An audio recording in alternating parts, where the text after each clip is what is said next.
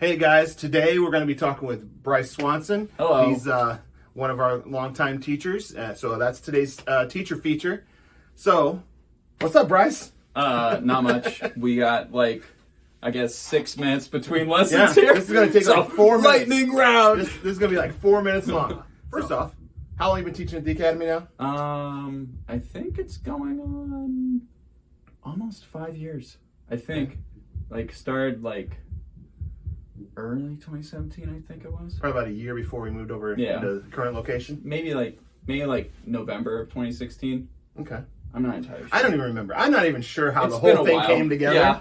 But I'm glad we got you. Yeah, I'm glad too. So, what instruments do you teach and what do you play? I know you play quite a bit of different things. Okay, so I teach guitar, piano, bass, and ukulele. I can play tons of other instruments, like violin. That's one of my first instruments. But a lot of people looking for gigging violinists. Yeah. Let's talk about the bands you play with. I play because you're not just gigging in one band. You're no. like the man about town. Yeah. I try to stay as busy as possible. And I play with Soulstorm, which is a big pop cover band, been around for almost a decade. And then I'm with Class of A2, which is an 80s new wave cover band. Super fun. And then, play off and on with other projects here and there. And, anytime there's a one-off show and they need a guitar player, people call me. He's a quick learner. Yeah, I can learn tons of songs, no problem. So, what's your favorite part about teaching? About teaching? Yeah. Well, today, I suppose it's just seeing not only improvement, but students really understanding the way music works. I try to really put an emphasis not on just being able to be technically proficient, but actually understanding what's going on today. So who was the artist or the band that made you want to start playing guitar? God, it was Guitar Hero. Oh, you're younger than some of them. Yeah, you're the young guitar teacher. Young. We'll cut back because when I was 5, my dad would play ELO, Electric Light Orchestra, for us all the time. And I'm not kidding you, when he would have this big sound system, huge, right? And we would just shake our tiny house, my dad would just crank it. And there's a couch over here, right? But what I would do I would just bang my head on the couch to the beat of the song. Yeah, I was just nutso, right? So that was a good time. So ELO was a big sort of foundational band, and Queen, listened to a lot of Queen, and Prince and Toto. Those were the firsts, what my dad would make. And AC/DC, Van Halen, Yeah. But really what made me want to start, and Green Day too. So my first album I ever bought was American Idiot, and I was 9, but that was super cool. And basically what happened was Guitar Hero came out in middle school.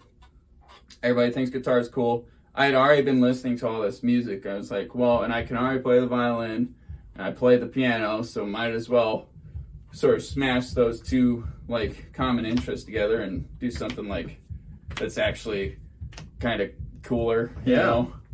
So I guess Guitar Hero is, what really pushed me along. But then, I just started learning, every AC/DC album. I learned, every Green Day album. And I would just go into my dad's, the basement. So those old records, I would just put them on the record player.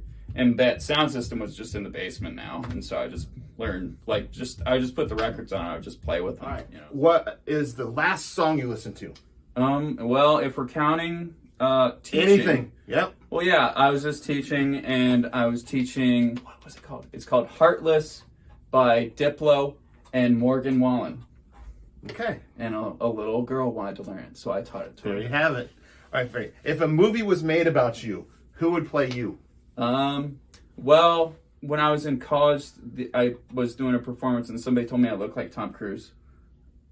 No? I don't. Go ahead. Yeah, no. And especially with the long hair now. Yeah, And then I've been told I look like Johnny Depp. I don't see that Not either. Okay, and then here's another one that somebody has said that I remind them of. There's that Ghost Hunter show. You know what I'm saying? Okay. I don't watch it, and I don't even know the gentleman's name, but I've been told that I have the same vibe as the ghost hunter guy, and I think that would be hilarious. So, last question. I kind of add this to the end. You are the person that takes care of all of our KidzRock stuff. Yeah. Talk about KidzRock for a second. I love KidzRock. I'll be like, it's a fantastic, like, little, just get your feet wet kind of thing, you know? Because you get kids in, especially, like, we go as young as 4. Yeah, it's 4 to 7. They got no experience, you know, and I guess what I always tell people and why I sort of compare it to is teaching swim lessons.